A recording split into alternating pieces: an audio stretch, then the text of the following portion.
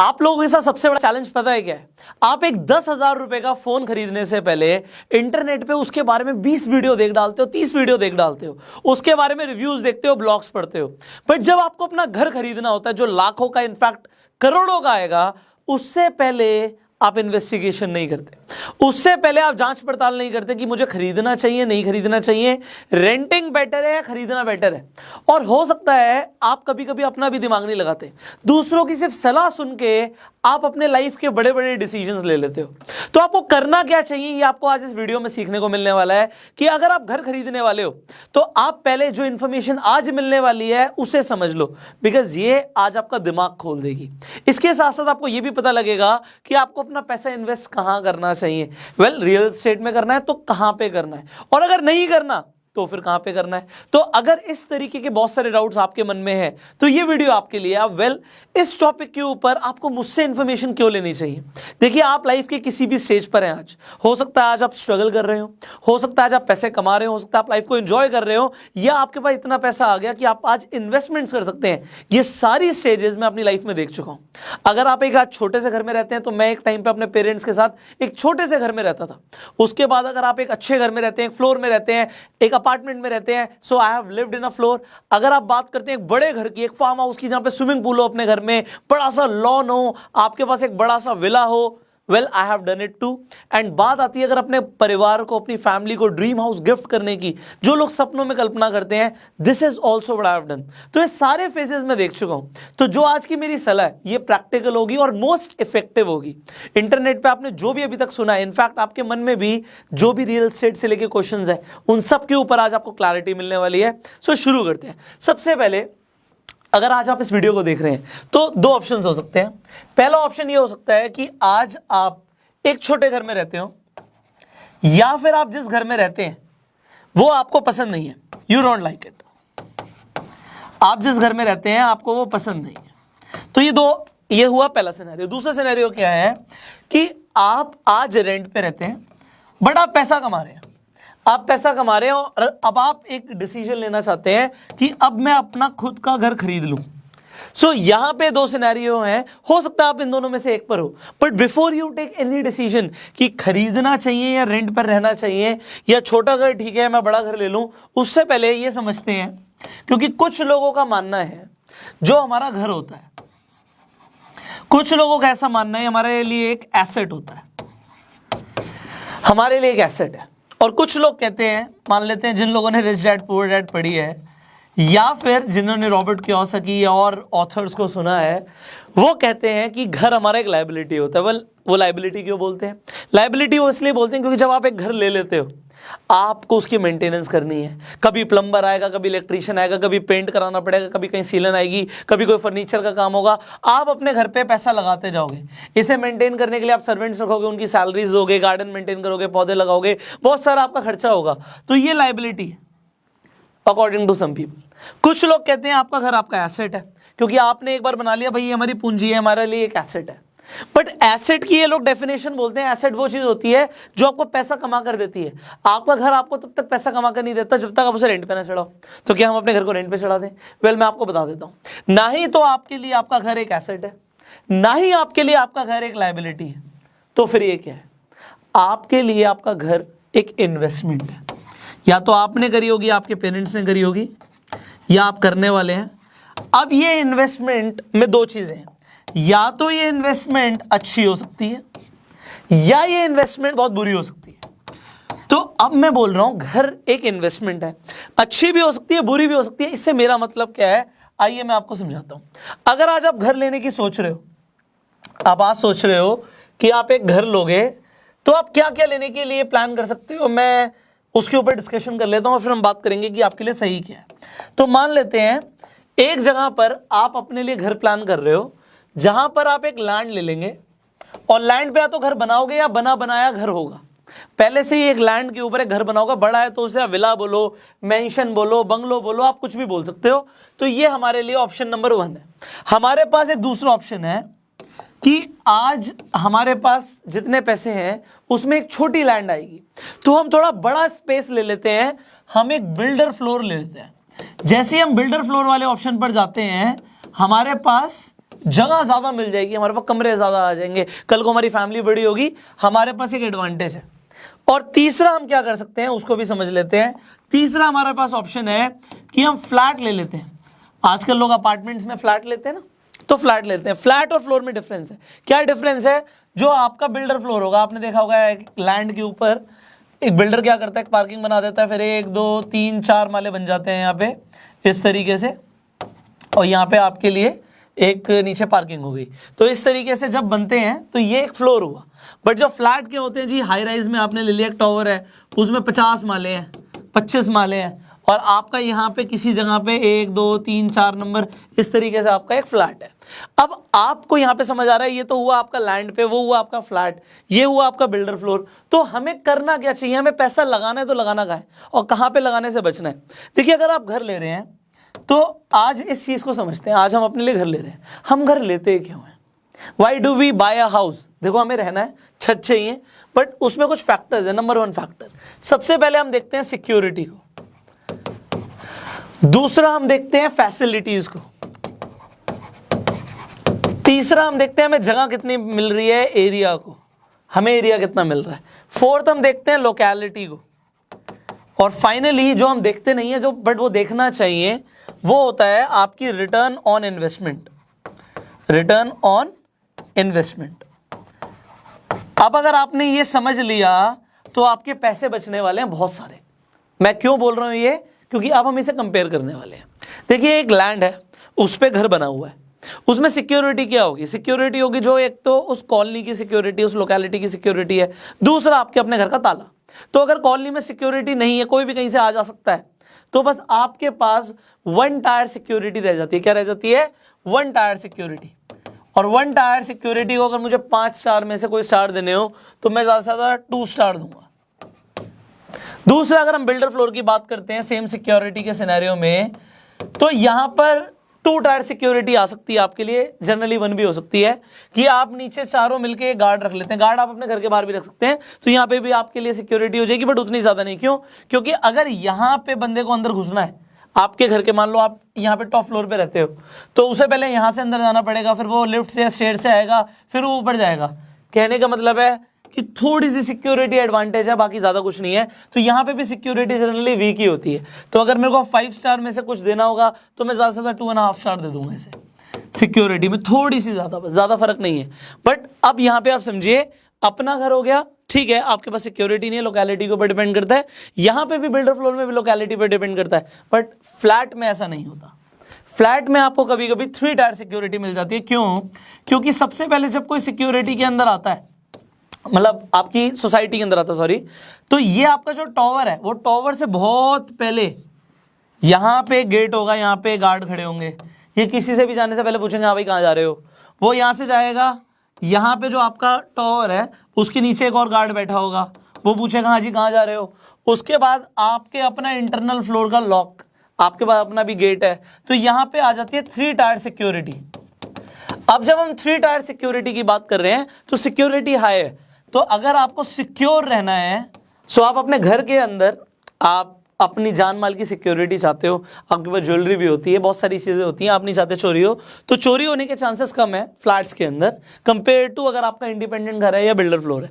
अब आ जाते हैं दूसरी चीज के ऊपर, फैसिलिटीज के ऊपर। अब जब हम फैसिलिटीज की बात करें, ये कौन सी फैसिलिटीज है ये आप यहां से समझ पाएंगे। जब आप किसी अपार्टमेंट की बात करते हैं, जब बिल्डर बेचता है ना कोई फ्लैट को, तो वो क्या दिखाता है? हमारे पास जी हमारी सोसाइटी में स्विमिंग पूल है, हमारे पास जी क्लब हाउस है, हमारे पास जी अपना जिम है, हमारे पास जी अपना सोना है, स्पा है, रेस्टोरेंट्स हैं, गोल्फ कोर्स है, आपको यहाँ पे बहुत सारी चीजें मिलती हैं। तो यहाँ पे वो आपको बहुत सारी चीजें बोलता है, प्रॉमिस करता है कि ये सब आपको मिलेगा। ये हो गया फैसिलिटीज। बट ये फैसिलिटीज जरूरी नहीं है कि एक इंसान जो लैंड पे घर ले रहा है उसके पास हो सकता है उस कॉलोनी के अंदर कोई कम्युनिटी सेंटर हो, वहां पे सारी चीजें मिल जाए। बट यहाँ पे वो सारी जो सेल्स करता है वो जनरली फैसिलिटीज के नाम पर करता है कि जी क्रिकेट खेलने की जगह मिलेगी, टेनिस खेलने की जगह मिलेगी, बैडमिंटन खेलने की जगह मिलेगी, आपको बड़ा मजा आएगा। तो ये फैसिलिटीज मिलने वाली हैं फ्लैट में, अपार्टमेंट में। सिक्योरिटी भी सबसे ज्यादा वहां पे है, फैसिलिटी भी वहां पर है। अब आपको लग रहा होगा कि हाँ हमें फ्लैट खरीदना चाहिए, रुक जाओ क्योंकि मैं बताने वाला हूँ। यहाँ पे भी फैसिलिटीज वही है जितनी यहाँ पर है, तो ये टोटली डिपेंडेंट है। 2 स्टार ही मैं दूंगा यहाँ पे भी हम 2 स्टार ही रखेंगे, और यहाँ पे हम 5 स्टार कह सकते हैं इसे भी।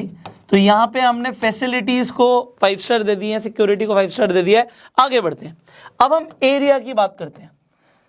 अब आपको सबसे ज्यादा एरिया कहाँ पे मिलेगा, आप ये समझिए। जब आप एक बिल्डर फ्लोर लेने जाते हैं, मान लेते हैं आपके पास बजट है जी 3 करोड़ रुपए का, तो आपको एक बहुत बड़ा सा लग्जूरियस, मान लेते हैं 500 गज का, 500 स्क्वायर यार्ड्स का आपको यहाँ पे एक बिल्डर फ्लोर मिल जाएगा। बट अगर उसी 3 करोड़ में आप लैंड लेने जाओगे तो हो सकता है आपको लैंड सिर्फ 175 गज की मिले, या उसके आसपास थोड़ा कम ज़्यादा हो सकता है। तो आपको लैंड बहुत कम एरिया मिल रहा है, वहाँ पे आपको बहुत बड़ा एरिया मिल रहा है, आपको ऐसा लग रहा है।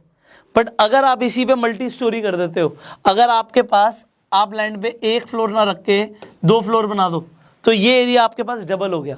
अगर आपने 3 बना दिए तो आपके पास ये एरिया ट्रिपल हो गया। तो अपना ड्यूप्लेक्स ट्रिप्लेक्स आप कितना भी कुछ कर सकते हो। फ्लैट के अंदर आपको जो एरिया मिलता है वो कंपैरेटिवली सबसे कम मिलता है। होता क्या है यहाँ पे, जब आप उतने ही बजट में अब बिल्डर फ्लोर की जगह आप अपार्टमेंट में जाओगे, आप देखोगे यहाँ पे आपको एरिया मिलेगा, मान लेते हैं 360 स्क्वायर यार्ड्स। अब 360 गज मिल रहा है, बट ये एक्चुअली में 360 भी नहीं होता। क्यों? क्योंकि ये बोल के बेचते हैं आपको 360। अगर आप कभी भी फ्लैट खरीदने जाओ तो उनसे आप पूछना भाई क्या एरिया है, वो बोलेंगे जी इतना है, 250 है, 300 है, 500 है, कुछ भी बोलेंगे। उसके बाद आप उनसे पूछना जी कारपेट एरिया कितना है। जब कारपेट एरिया की बात आएगी ना तो वो बोलेंगे जी वो तो सिर्फ 300 स्क्वायर यार्ड्स है। तो भाई पैसे 360 के क्यों देने, कह रहे पैसे पूरे के लगेंगे। वो कहेंगे जी आपका कॉमन एरिया भी हम कवर करेंगे, आपके बहुत सारा जो एरिया है ना जो वेस्टेज जा रही है वो भी आपको उसके पैसे लेंगे। वो कहेंगे भाई हम आपको फैसिलिटीज देते रहे बनाने में, तो वो भी हमारी कॉस्टिंग गई है, वो आपको यहाँ पे ठग लेते हैं। तो आपको एक्चुअल में फ्लैट में एरिया सबसे कम मिलता है। तो अब आपको एरिया भी समझ आ गया। आगे बढ़ते हैं, जब हमने बात करी लोकेलिटी की, लैंड की वैल्यू टोटली फैक्टर इसके ऊपर डिपेंड करता है कि वो लैंड है कहाँ पे, किस लोकेलिटी के अंदर है।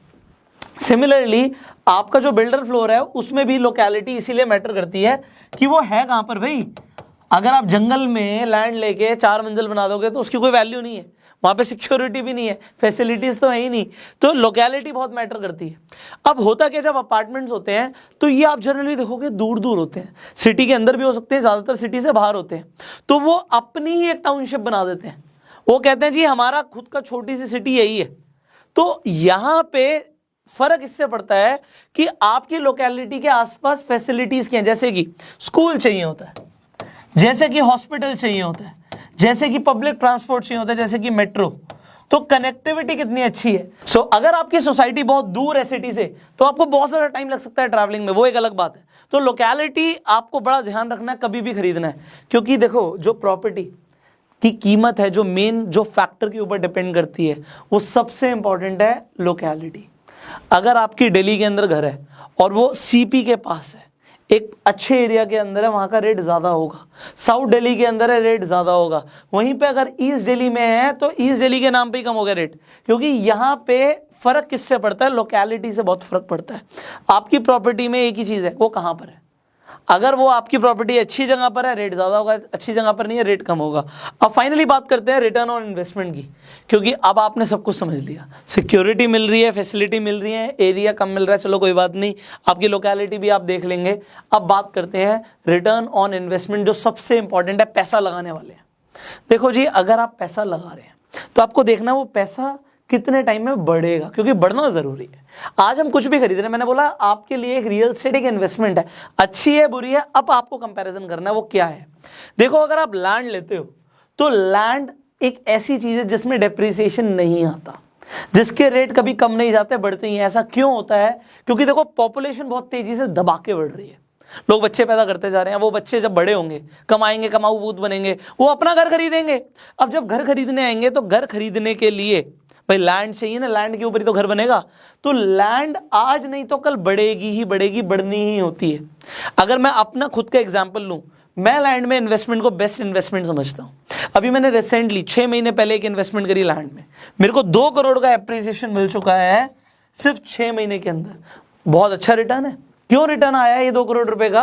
क्योंकि लैंड में इन्वेस्टमेंट करी। क्या ये सेम इतनी रिटर्न्स क्या बिल्डर फ्लोर पे मिलती? एक मेरे को ऑफर आया था आज से 9 महीने पहले कि जी एक 500 गज का फ्लोर है गुड़गांव के अंदर। अगर कुछ लोग दिल्ली एनसीआर की जानकारी रखते हैं तो मैं बता रहा हूँ, 500 गज का फ्लोर मेरे पास ऑफर आया है 2.4 CR में खरीदने का। और मार्केट में 500 गज का फ्लोर 9 महीने पहले तकरीबन 2.75 से मिनिमम था स्टार्टिंग। तो मेरे पास ऑफर आया जी 2.4 में खरीद लो। I could buy for 2.4, ready deal. But मैंने अपना पैसा नहीं लगाया। क्यों? क्योंकि मैंने एक छोटी सी कैलकुलेशन करी जो लोग करते नहीं है, वहीं पे वो बेवकूफ़ी करते हैं। आज ये 2.4 को 3 मान लेते हैं क्योंकि आपकी कैलकुलेशन ईजी हो जाएगी। 3 करोड़ की चीज़ है जी, 3 करोड़ की चीज़ मैं खरीदूंगा तो सबसे पहले मैं यहाँ पे स्टैम्प पेपर के पैसे दूंगा, स्टैम्प ड्यूटी दूंगा। लड़कों के नाम पे अगर खरीदते हो, जैसे मैं अपने नाम पे खरीदूंगा तो 7% मुझे स्टैम्प ड्यूटी देनी पड़ेगी। अगर मैं अपनी वाइफ या मम्मी के नाम पे खरीदता हूं तो 5% की स्टैम्प ड्यूटी देनी पड़ेगी। दूसरा, जो ब्रोकर है, जो वो दिलवार है, वो अपनी कमीशन लेगा। अब वो अगर अपनी कमीशन लेगा और 1% की भी कमीशन लेता है तो आप यहां पर देखो 3 लाख रुपए तो भाई साहब इसके हो गए। और अगर मान लो मैं अपनी मदर के नाम पर ले लेता हूं, यहाँ पे 5% के अगर आप पेपर भी लगाओगे तो आप यहाँ पर देखोगे 5%, 15 लाख रुपए के पेपर हो गए। 15 लाख रुपए यहाँ पर दिए मैंने, 3 लाख रुपए मैंने वहां पर दिए, 18 लाख रुपए। और अभी मैं 3 करोड़ मान रहा हूं तो ये 3 करोड़ की प्रॉपर्टी मुझे 3 करोड़ 18 लाख रुपए की स्ट्रेट अवे पड़ गई। और कुछ एरियाज हैं जहां पे अगर आप लेते हो तो वहां पे आपको एडिशनल पेमेंट्स देनी होती हैं अलग अलग चीज़ों की।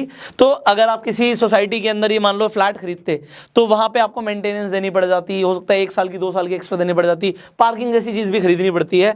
तो ये मुझे 3 करोड़ 18 लाख रुपए बढ़ गया। अगर मैं यहाँ पे 2.4 का एग्जाम्पल ले रहा हूँ तो आप मान के चलो मुझे 2.4 का नहीं पड़ा, 2.55 का पड़ गया, मुझे कॉस्ट कर गया।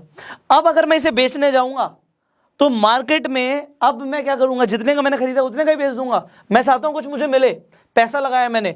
अगर मैं इसे 2.75 का भी बेचने जाऊंगा ना, लोग नहीं खरीदेंगे। क्यों नहीं खरीदेंगे? क्योंकि 2.75 में तो और भी नए ऑप्शंस अवेलेबल हैं। तो यहां पे लोगों को रिटर्न ऑफ इन्वेस्टमेंट मिलता ही नहीं है। जहां पे 6 महीने में 2 करोड़ का फायदा हो गया, यहां पे 10 लाख रुपए का फायदा होना मुश्किल है। क्योंकि जैसे ही अगर आप बेचने के लिए निकलोगे, आपने 2 साल 3 साल यूज किया, वो पुराना हो गया। यहां पे flats and floors are like second hand cars, वो पुरानी हो गई भाई, नया ऑप्शन अवेलेबल है उतने ही पैसों में, तो उसे क्यों ना खरीदे। सेकेंड हैंड गाड़ी फिर भी सस्ती मिलती है, कोई अपनी प्रॉपर्टी सस्ती में थोड़ी बेचता है। तो यहां पे आपको एप्रिसिएशन नहीं मिलता। और फ्लैट्स में तो यहां पे तो और ज्यादा दिक्कत है। क्यों? आप देखो तो सही कितनी ज्यादा इन्वेंट्री अवेलेबल है। मैं जाके एक नया खरीदूंगा, बिल्डर मुझे डिस्काउंट दे देगा, मैं बिल्डर से खरीद लूंगा।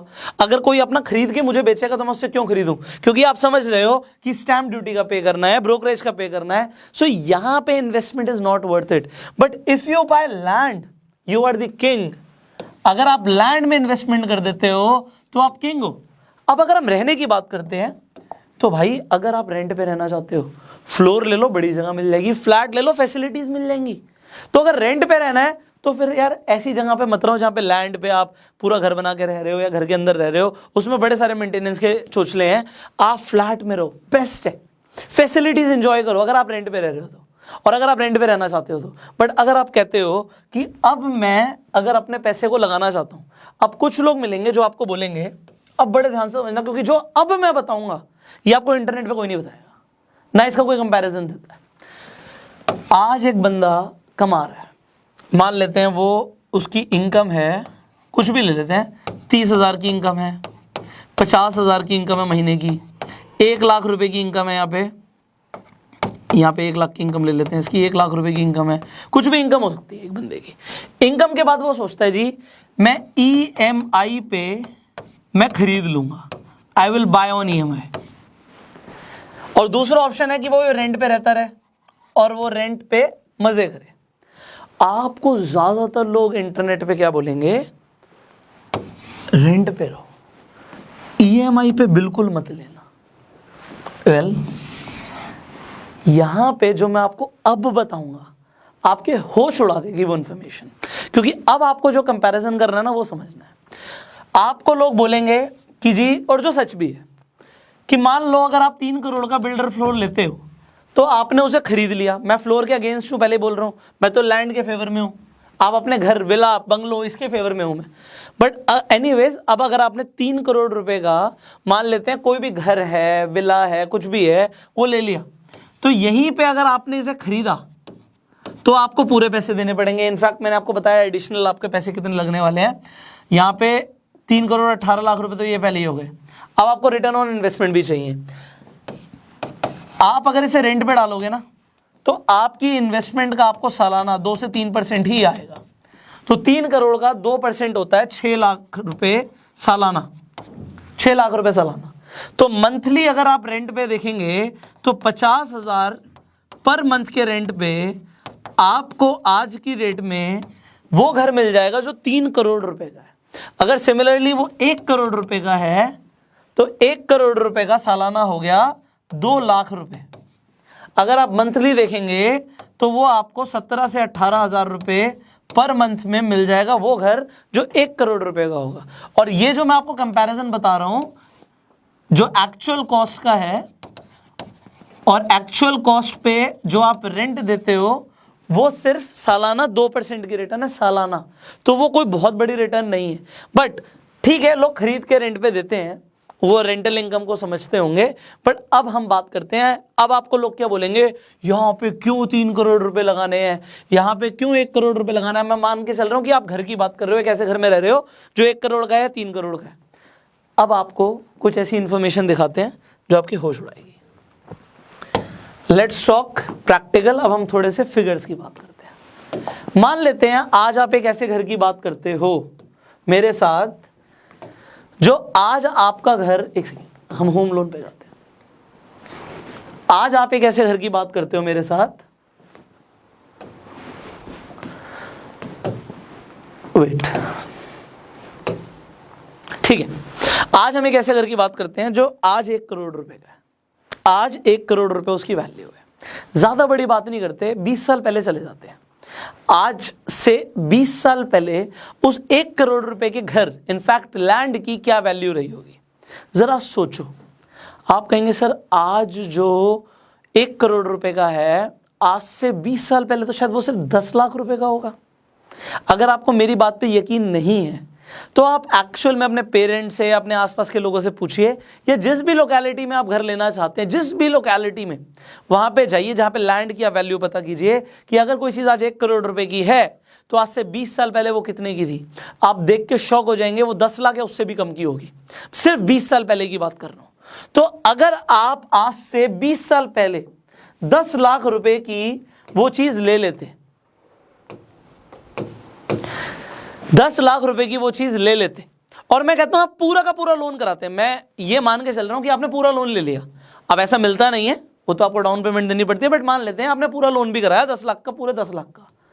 तो अगर आपने 20 साल के लिए लिया और आपको 9% पे भी मिला था, आप मंथली उसका यहाँ पे उस टाइम के हिसाब से ऑलमोस्ट 9,000 रुपए की किस्त देते हुए आ रहे थे, और आपने 20 साल में 21 लाख रुपए से ऊपर दे दिया, 21.5 लाख। बट आज आपके 21 लाख रुपए की वैल्यू क्या हो गई, 1 करोड़ रुपए। 21 लाख रुपए बन गया 1 करोड़ रुपए। अभी मैंने सिर्फ ये बोला आपने 21 लाख दिए, एक्चुअल में आपने 21 लाख भी नहीं दिए। अब आप वो पूछोगे वो कैसे, चलो आपको ये भी सिखाते हैं वो कैसे, क्योंकि बहुत कम लोग आपको ऐसे सिखाएंगे। जब आप ITR फिल करते हो, इनकम टैक्स रिटर्न अपनी फाइल करते हो, तो जब आप होम लोन ले लेते हो, आपने होम लोन लिया, तो आपको पता आपके होम लोन पे जो आप इंटरेस्ट पे करते हो, आपको इस इंटरेस्ट पे अप टू 2 लाख रुपीस की डिडक्शन मिलती है। मतलब इस 2 लाख रुपए पे आपको टैक्स नहीं देना, आपका टैक्स बच गया। कितना टैक्स बच गया, मोटा मोटा अगर आप 30% दे रहे थे तो आपको 60,000 का बेनिफिट यहाँ पे हो गया। इसके अलावा अगर हम बात करें प्रिंसिपल के ऊपर, प्रिंसिपल के ऊपर आपको अगेन 2 लाख रुपए तक की छूट मिल सकती है आपकी ITR फाइल करने में। तो यहाँ पे जो लोग ये कैलकुलेट करते हैं कि हमने मान लो 21 लाख रुपए दिया, तो वो एक्चुअल में 21 लाख रुपए भी नहीं है, 21.5 लाख रुपए भी नहीं है, उसमें आप छूट भी ले चुके हो, डिडक्शंस भी ले चुके हो, और आपकी चीज की वैल्यू भी 1 करोड़ रुपए हो गई। अब यहाँ पे एक और चीज बात करते हैं, आपने घर नहीं लिया, नहीं लिया आपने घर, आपने तो जी उसका रेंट दिया। अब आज इसी के ऊपर बात कर लेते हैं। आज से 20 साल पहले कोई घर 10 लाख रुपए का था, धीरे धीरे उसका रेंट भी बढ़ता चला जाएगा। तो अगर 10 लाख रुपए का सालाना बात करें 2%, पहले हो सकता है 3% भी रेंट होता हो, तो 3% 10 लाख रुपए का कितना हुआ? 30,000। सालाना कितना हुआ? आपका पर मंथ के हिसाब से लगाओगे तो 2-2,500 रुपए में उस इंसान को घर मिल जाता जो वो 10 लाख रुपए का घर लेता। बट वो 2-2,500 रुपए, अगर आज कोई इंसान 20 साल से रेंट पे रह रहा है तो उससे पूछना, उसका वो 2-2,500 रुपए आज आते आते 12-15,000 रुपए हो चुके होंगे। तो वो ईएमआई तो फिक्स ही देता। ईएमआई अगर वो फिक्स देता तो उसका फायदा होता। अब अगर कोई घर खरीद लेता और वो 2,500 रुपए बचा के कहीं इन्वेस्टमेंट कर देता, मान लेते हैं इंडेक्स फंड्स में इन्वेस्ट कर देता, वो हम सिखाएंगे आपको स्टेप बाय स्टेप। तो अगर वो सिर्फ 2,500 रुपए, ज्यादा नहीं 2,500 रुपए, 2,500 रुपए अलग से जोड़ लिए हमने, और वो हमने कितने साल के लिए जोड़े? 20 साल के लिए। आप यहां पर देखो वो 43 लाख रुपीज अलग से हो चुके होते। दिया सिर्फ 6 लाख रुपए रेंट, बट वही, और यहां पे बात क्या है कि सिर्फ 2,500 दे रहा है, धीरे धीरे तो रेंट बढ़ता है, बट यहां पे हम मान के चल रहे रेंट बढ़ा ही नहीं। तो आप देखो उसकी सिर्फ 2,500 रुपए की जो कीमत है वो 43 लाख रुपीस हो सकती है। बट ये सब इंफॉर्मेशन ना nobody is going to teach you, because लोग चाहते ही नहीं आप ये सब सीखो। लोग तो चाहते हैं आप सिंपली अपने पैसे को वेस्ट कर दो। तो अब आपको ये समझ आना चाहिए कि आप अगर आज एक इन्वेस्टमेंट करने वाले हो लैंड के ऊपर, अब मेरी बात को और बड़े ध्यान से समझना, और बड़े ध्यान से समझना कि यहां पे जो एप्रिसिएशन है वो जबरदस्त है। अगर आपने आज एक घर खरीदना है 1 करोड़ रुपए का और वो घर है, तो मैं आपको बोल रहा हूं आप खरीद डालो। अगर उसकी लोकेलिटी अच्छी है, जो हमने पहले सारी चीजें डिस्कस करी थी वो सब बढ़िया है, तो आप उस घर को खरीद डालो, और वो भी ईएमआई पे खरीद डालो। अब इसको अगर आप ईएमआई पे खरीदते हो तो आपके लिए बेनिफिट क्या है आप ये समझो। सॉरी, कैलकुलेटर की भी हमें जरूरत नहीं है। सो अगर आप ईएमआई पर खरीदते हो आपको फायदा क्या है, इसे कैलकुलेट कर लेते हैं फटाफट। आप सिंपली होम लोन कैलकुलेटर पे जाओ। मान लेते हैं आपने 1 करोड़ के पूरे 1 करोड़ का लोन ले लिया। अब मैं आपको जो और बताऊंगा ना ये भी आपको कोई नहीं बताएगा। 1 2 3 4 5 6 7 1 करोड़ के 1 करोड़ का लोन ले लिया 20 साल के लिए। आपकी बड़ी मोटी सी किश्त आ गई, बड़ी मोटी सी किश्त आ गई, और आपने 2 करोड़ 15 लाख रुपए दिए भी। बट आज से 20 साल के बाद आपके इस घर की जो 1 करोड़ रुपए का घर है ना, इसकी 1 करोड़ की कीमत होगी नहीं, इसकी कीमत होगी 5 करोड़ रुपए। और अगर आपको बिलीव नहीं है तो आप अपने आसपास चेक करो ना, 20 साल में प्रॉपर्टी का एप्रिसिएशन कहां जा रहा है, और रियल एस्टेट आगे भी दौड़ेगा। अगर वो अच्छी लोकेलिटी है, लोग आएंगे और रहेंगे, लोगों को जगह चाहिए रहने की। अगर जिसके पास लैंड है he will be the king. आपकी ये investment one of the best investment है। बट अगर आप ये नहीं करते, आप रेंट देते हो, तो रेंट तो आप दे रहे हो, उसमें भी आप इनकम टैक्स में छूट ले सकते हो अगर आप बिजनेस करते हो तो। बट आप मान लो आप रेंट देते, तो आपने देखा अगर एक इंसान 1 करोड़ रुपए का घर ले रहा है रेंट पे तो 17 से 18,000 दे रहा है। बट इस 18,000 से भी क्या हो सकता है इसे भी समझ लीजिए, क्योंकि ये 18,000 रुपए वेस्ट नहीं है। अगर इसी 18,000 रुपए को इन्वेस्ट कर दिया जाए, आप अगर यहां पर देखेंगे इसी 18,000 रुपए को इन्वेस्ट कर दिया जाए 20 साल के लिए, और simple mutual funds and index funds में डाल दिया जाए, तो यही आपका 3 करोड़ 15 लाख रुपए हो जाता है। आप गैप देख रहे हो, 1 करोड़ रुपए के लिए आप जिस जगह पर रह रहे हो और वहां पे आप रेंट देते जा रहे हो। वेल, रेंट देना कब बेटर है, मैं रेंट देने के अगेंस्ट में नहीं हूं। रेंट देना कब तक बेटर है, जब तक आपको ये फिक्स नहीं है कि आपको रहना कहां पर है। मान लीजिए आपकी एक जॉब है जो चेंज होती रहती है, आज आपको उन्होंने उठा के गुड़गांव में कर दिया प्लेस, कल को नोएडा में कर दिया, उसके बाद आपको बैंगलोर में भेज दिया। वेल, अब यहाँ पे आपको अपने पास पैसे रखने चाहिए, डेफिनेटली रखने चाहिए। बट जब आप इन्वेस्टमेंट करना चाहते हो तो रियल एस्टेट के अंदर इन्वेस्टमेंट, आप जहां से भी बिलोंग करते हो आप वहां पे कर सकते हो। It is the safest investment. देखो, अगर आप, कुछ लोग कहेंगे जी रियल एस्टेट में इन्वेस्ट मत करो, आप रियल एस्टेट में इन्वेस्ट करना सीखो। आप एक बार में, देखो रियल एस्टेट में इन्वेस्टमेंट के लिए you need an amount, but अगर आप यहाँ पे अमाउंट लगा भी रहे हो ना, आप अपनी कैपिटल बना रहे हो, ये बहुत कम लोग आपको बताएंगे। अगर आपका 1 करोड़ रुपए का घर बन जाता है, ईएमआई आपने धीरे धीरे दी, वो पैसा खर्च हो जाता। बट यहाँ पे जब आपके पास 1 करोड़ रुपए का घर बन गया, या आपने कभी भी अपना रियल एस्टेट में इन्वेस्टमेंट करके उसे सेल किया, आपके पास यहाँ पे वाइट में 1 करोड़ रुपए मान लो आ गया, अगर ये वाइट का पैसा है तो। अब होता क्या है रियल एस्टेट के अंदर, ये भी मैं आपको बता देता हूं। देखो, 2 तरीके के रेट होते हैं, एक होता है मार्केट रेट और एक होता है सर्कल रेट।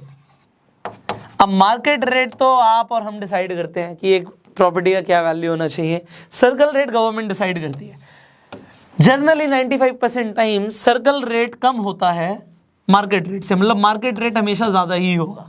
अगर कोई प्रॉपर्टी की मैं अगर बात कर रहा हूं, मान लो वो 3 करोड़ रुपए की मार्केट प्राइस है, तो हो सकता है उसका सर्कल रेट सिर्फ 1.5 CR हो। But over the period of time जब आप देखेंगे सर्कल रेट भी इंक्रीज करता है। आपने अगर होम लोन लिया तो आपको होम लोन आपको सर्कल रेट में मिलेगा, तो आप ट्राई करो, आप जितना ज्यादा वाइट में पे कर सकते हो उतना ज्यादा करो, क्योंकि जब आप लोन के लिए, क्योंकि जो बैंक भी है वो भी समझदार है, उसे भी पता है कि हम मार्केट प्राइस के अकॉर्डिंग आपको होम लोन देंगे, तो वो करते क्या, सर्कल रेट के बाद आपको फिक्सचर्स एंड फर्नीचर्स के लिए ऊपर भी लोन दे देते हैं। तो उन्हें भी पता सर्कल रेट 1.5 करोड़ रुपए का है, बट वो आपको लोन प्रोवाइड कर सकते हैं मान लो 2 करोड़ या 2.25 करोड़ रुपए का। अब उन्होंने 2.25 करोड़ का लोन दे दिया, अगर उन्होंने 2.25 करोड़ का आपको लोन दे दिया, उसके बाद क्या, जब आप इसे पे करोगे, प्रॉपर्टी की वैल्यू जो भी है, जब भी आप सेल करोगे, आपने जितना वाइट में पे किया आप उससे कम एक्सेप्ट नहीं करोगे। सो ये आपकी वाइट की कैपिटल भी बनेगी। अब लोगों को इंडिया में कैपिटल बनाना नहीं आता, क्योंकि आप जब भी कुछ बड़ा काम करना चाहते हो you need capital in white, और वाइट वो पैसा होता है जिस पे टैक्स दिया गया हो। अब आप धीरे धीरे जब EMI देते हो तब ये पता नहीं लगता, क्योंकि इकट्ठा मान लो आज आपने 1 करोड़ रुपए कमा लिया, तो 1 करोड़ रुपए पे पहले आपके पास इनकम टैक्स वाले आ जाएंगे, जी 1 करोड़ रुपए कमा लिया, अब आपको टैक्स देना है। कितना? आपको लगता होगा सिर्फ 30%। आपको गलत लगता है मेरे भाई। आपको चलो लोगों ने बताया होगा 5 लाख रुपए तक टैक्स देना नहीं होता, उसके बाद आपको थोड़ा सा टैक्स देना है, 10% का स्लैब है, 20 का है, फिर 30 का हो जाता है 10 लाख के बाद। पर आपको ये किसी ने नहीं बताया कि 50 लाख के बाद आपके ऊपर सेस लगना शुरू हो जाएंगे, एडिशनल इनकम चार्जेस होंगे, और अगर वो इनकम आपने सर्विसेज से कमाई या किसी और तरीके से कमाई तो 18% का GST भी देना पड़ेगा। तो आप 50% का टैक्स दोगे मेरे भाई, 50% का। 1 करोड़ रुपए कमा के 50 लाख का टैक्स। आपको लग रहा होगा ये 1 करोड़ रुपए कमा के 50 लाख का टैक्स, माय गॉड, मैं तो नहीं दूंगा। ऐसा नहीं है पॉसिबल, आपको देना पड़ता है। सी, जब मैंने देने शुरू करे ना, तब मुझे पता लगा कि इसके बारे में कोई बात नहीं करता। Nobody talks about that. आपकी इनकम जब अच्छी खासी जाती है तो अच्छा खासा टैक्स लेने भी आ जाते हैं, but yes there is something called tax planning, जिससे आप बहुत सारा अपना टैक्स बचा भी सकते हो, वो भी legally, we will talk about that also. But real estate के अंदर जब लॉन्ग टर्म कैपिटल गेन लगता है आपको, तो वो लॉन्ग टर्म कैपिटल गेन जो होता है आपका, वो इससे तो बहुत कम होता है। तो जो रियल एस्टेट वाले होते हैं वो एक्चुअल में मिलियनर्स होते हैं। So I have always talked about this. मैं दोबारा से रिपीट कर देता हूं, real estate creates real millionaires. अब रियल क्यों बोला? क्योंकि अगर आप स्टॉक मार्केट से अमीर बन रहे हैं तो वो आपके हाथ में नहीं है। स्टॉक मार्केट कौन कंट्रोल कर रहा है, आपके हाथ में नहीं है। स्टॉक बढ़ते भी है, कम भी होते हैं, आप सेफ जगह पे भी इन्वेस्ट कर सकते हैं, बट एक ऐसी चीज जो डेप्रिशिएट होगी नहीं, जो आपके साथ में, आपके हाथ में है।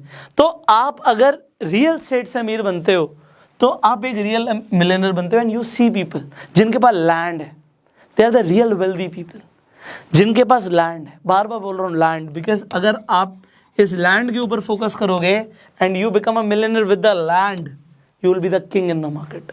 और ये बहुत कम लोगों को पता है। now you know this, क्योंकि just think about it, किसी के पास लैंड नहीं है, उसने जी एक फ्लैट खरीदा। आप जरा इसे देखना, आपको बड़ा मजा आएगा, समझने में बड़ा मजा आएगा। हमारा फेवरेट पर्सन, मैं एक बार हमेशा नाम ले लेता हूँ, कॉमन नेम लेते हैं, राहुल। राहुल ने एक फ्लैट खरीदा, एक ऐसे अपार्टमेंट में जिसमें 50 फ्लोर्स हैं। अब उसने अपनी लाइफ की पूरी पूंजी जोड़ी और उसने एक पेंट हाउस खरीदा। अब पेंट हाउस का सिंपल मतलब होता है इसमें 5 फ्लोर हो और टॉप फ्लोर हो। तो यहाँ पे एक स्विमिंग पूल है। राहुल ने सोचा कि मैं अपनी वाइफ के साथ यहाँ पे बैठा करूँगा, शाम को हवाएं चला करेंगी, हम चाय की चुस्की लिया करेंगे। चाय के अलावा मैं आपको कुछ और सजेस्ट भी नहीं कर सकता पीने के लिए, क्योंकि मैं खुद नहीं पीता। मैं वैसे तो मैं चाय भी नहीं पीता, बट यहाँ पे राहुल ने सोचा और राहुल ने पेंट हाउस ले लिया। मान लेते हैं 10 करोड़ रुपए का ले लिया। अब 10 करोड़ रुपए इन्वेस्टमेंट के बाद, भगवान ना करे, पहले ऐसा होने के चांसेस भी बहुत कम है, बट भूकंप आ जाता है, यहाँ पे अर्थक्वेक आ गया और इसमें दरार आ गई, इस बिल्डिंग में दरार आ गई, या बुरे से बुरा, एक बार के लिए मान लेते हैं, हो तो सकता है ये भी है कि ये गिर गया। अब आप मुझे बताओ वो पेंट हाउस है कहाँ? Where is that penthouse? अब अगर ये गिर गया तो ये वापस कैसे आएगा? इसने तो 10 करोड़ रुपए लगा दिए थे, ये वापस कैसे आएगा, एक ही तरीका है। वेल, लैंड के ऊपर बना हुआ था, लैंड इसकी है, राहुल की लैंड है, बट कितनी,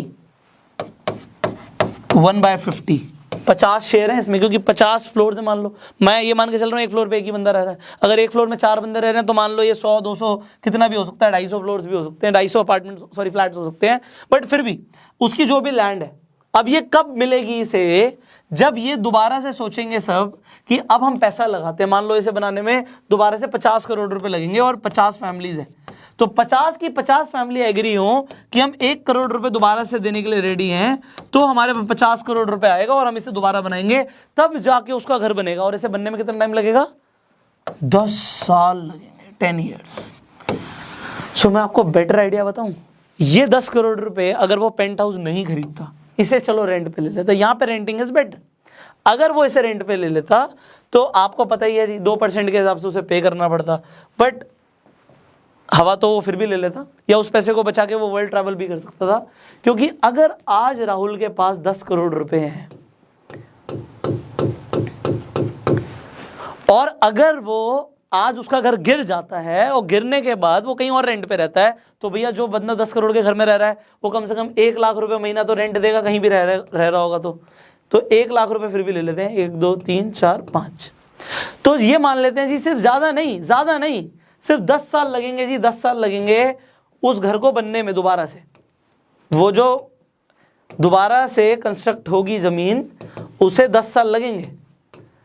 तो अगर उसने वो पैसा इन्वेस्ट किया होता तो उसके पास 10 साल के बाद 51 करोड़ रुपए होते, और यहीं पे अगर वो इन्वेस्टमेंट को इसी तरीके से 20 साल के लिए कर देता, तो राहुल 10, यहां पे पहले 20 कर देते हैं, तो राहुल जो है वो एक्चुअल में मिलियनर बनता कैसे, मैं दिखाता हूं ऐसे। राहुल के पास 50 करोड़ नहीं होते, फिर 100 भी नहीं होते, राहुल के पास 250 करोड़ से ज्यादा होते हैं। जो 10 करोड़ रुपए की कैपिटल अगर आज रख के कोई बैठा है, वो 20 साल के अंदर 250 करोड़ पे पहुंच सकता है, अगर उसे कंपाउंडिंग की पावर समझ आ गई। देखो 16% कुछ भी नहीं होता, ये तो 1.5% की बात भी नहीं है, हम 1.5% मंथली एवरेज की बात नहीं कर रहे। कोई भी बिजनेसमैन आज ऑपरेट करता है तो वो कम से कम 2 या 3% पे ऑपरेट करता है, इतना तो उसे चाहिए अपनी कैपिटल पे हर महीने। तो अगर कोई इतना ऑपरेट करता है तो आप समझो कि अगर हम कहां पे पैसा लगाएं और कहां ना लगाएं। लैंड में इन्वेस्ट करना है, डू इट। फ्लैट और फ्लोर में इन्वेस्ट करना है, मैं आपको बोलूंगा आप एक काम कीजिए, आप रेंट पे ले लीजिए, that will be a better. अपनी लाइफस्टाइल भी जिए और आप बच भी जाएंगे ट्रैप से। आप कभी भी शिफ्ट करना चाहो, कहीं और जाना चाहो, आप जा सकते हो, you have the freedom. But land में इन्वेस्ट किया, एप्रिसिएशन आएगा ही आएगा, बहुत सारे बेनिफिट्स हैं। अपने सीए के साथ बैठ के आप डिटेल में समझ सकते हो investing in a home if you really buy it. So thank you so very much for watching this video. अब फाइनली अगर आपको अच्छी लगी वीडियो, शेयर कीजिए, बिकॉज बहुत सारे लोगों के बहुत सारे पैसे बच सकते हैं। अगर आप बचाना चाहते हैं तो शेयर कर दीजिए। अगर आप इसी तरीके से फाइनेंशियल एजुकेशन लेना चाहते हैं, नोटिफिकेशन बेल पे जरूर क्लिक कीजिएगा, बिकॉज अगर नोटिफिकेशन बेल पे क्लिक नहीं किया तो लगातार वीडियोस नहीं मिलेंगी। So subscribe this channel. अगर आप यूट्यूब पे देख रहे हैं तो सब्सक्राइब कीजिए, फेसबुक पे देख रहे हैं तो फॉलो कीजिए। मैं आपसे मिलता हूं अगली वीडियो में। Till that time, you go self made.